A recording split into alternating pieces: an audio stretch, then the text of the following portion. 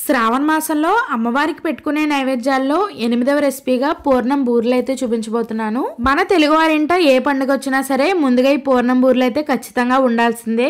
ముందుగా దీనికోసం 1 గంట పాటు నానబెట్టుకున్న 1 కప్పు పచ్చిశనగపప్పుని కుక్కర్లోకి వేసుకుని 1.5 కప్పులు నీళ్ళని వేసుకుని మీడియం ఫ్లేమ్ లో 2 విజిల్స్ రానివ్వాలి. పప్పు అనేది ఇలా చేతితో పట్టుకుంటే మెత్తగా ఉడికిపోయి ఉండాలి.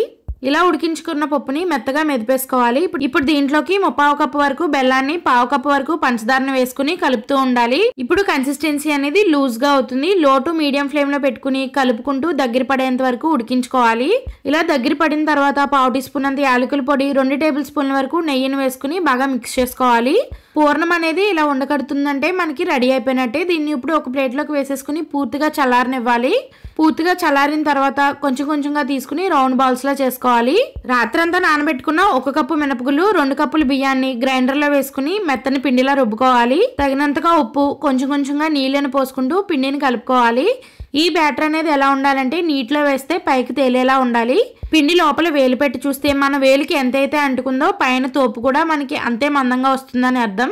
ఇలా రెడీ చేసుకున్న బ్యాటర్లోకి ఒక పూర్ణాన్ని వేసుకుని పైనంతా కూడా పిండితో కవర్ చేసి 2 వేలతో తీసుకుని ఆయిల్లో వేసుకున్నారంటే చాలా ఈజీగా వస్తుంది. అలా రావట్లేదు అనుకుంటే గుంటగట్టుతో వీడియోలో చూపిస్తున్న విధంగా తీసుకుని వేసినా సరే చాలా ఈజీగా వస్తాయి.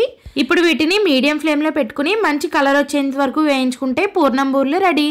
వీడియో నచ్చితే లైక్ చేసి సబ్స్క్రైబ్ చేసుకోండి.